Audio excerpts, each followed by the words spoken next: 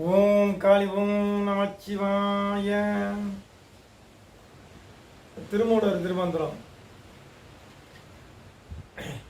திருமூலர் ஒவ்வொன்றையும் அணுவிச்சு உணர்ந்து ஈசனை பற்றி உணர்ந்து தெளிந்து அந்த பேரின்பத்தை அடைந்த ஒரு பாடல்கள். 3000 பாடல்களும் பேரின்பத்தை உணர்ந்த பாடல்கள்.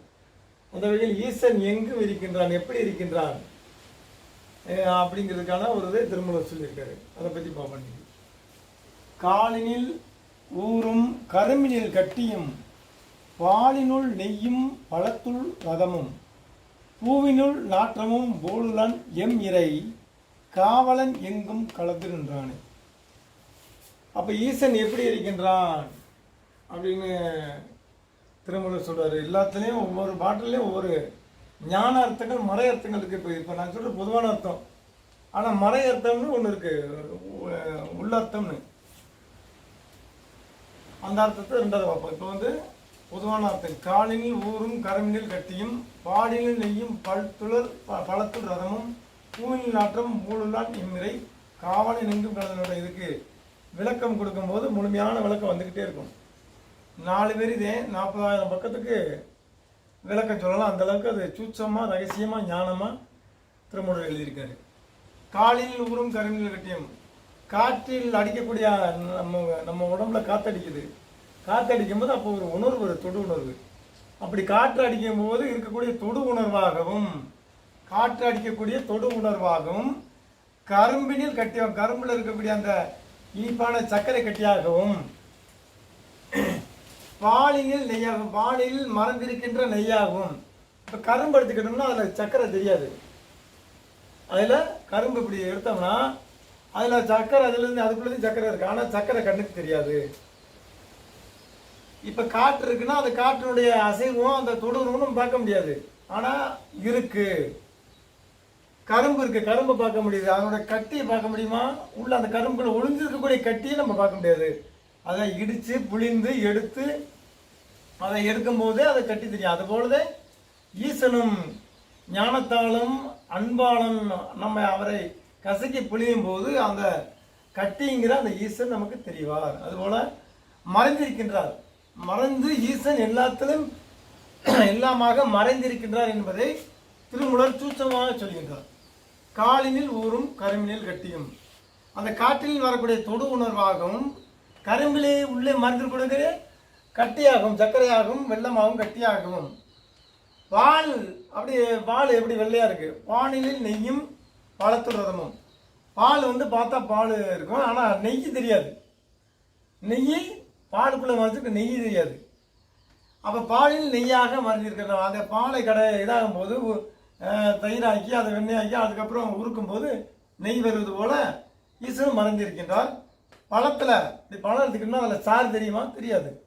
அதை புளியும் போது தான் தெரியும். அதனால் பழத்துக்குள்ளே இருக்க ரசமாகவும் பூவினில் நாற்றமும் போலுதான் இம்முறை, பூவில் இருக்க அந்த வாசனை போலவும் எம் ஈசன் எம் இறைவனாகிய ஈசன் இருக்கின்றான். அப்படி இருந்து இந்த உலகத்தில் எங்கள் எல்லா பொருள்களுமாக கலந்து மறைமுகமாக மறைந்திருந்து கலந்து எம்மிறை காவலன் எங்கு கலந்து நின்றன, மறைமுகமாக கலந்து நின்று எல்லாத்தையும் காவலாக நின்று காத்து நிற்கின்றான் அப்படிங்கிறது திருமூலர் சொல்றாரு. காலினில் ஊரும் கரும்பினில் கட்டியும் வாலினுள் நெய்யும் பலத்துள் ரதமும் பூவினில் நாற்றமும் போலுலான் எம்மிறை காவலன் எங்கும் கலந்து நின்றானே. ஓம் நமச்சிவாய. அப்படின்னு ஈசன் எப்படி மறைந்திருக்கின்றான், அவன் எப்படி உருவமாகவும் அருவமாகவும் இருக்கிறான். இப்போ காற்று அருவம், அதனுடைய உணர்வு நமக்கு அப்படியே தடக்கூடிய தொடு உணர்வு தெரியுது நமக்கு. அது உருவம், நம்ம உருவங்களில் பட்டதுனால அது உருவமாக தொடு உணர்வு தெரியுது. காலினில் ஊரும் கரும்பு உருவம், அதுக்குள்ள இருக்க சக்கரை, மறைந்திருக்கிற சக்கரை அருவம்,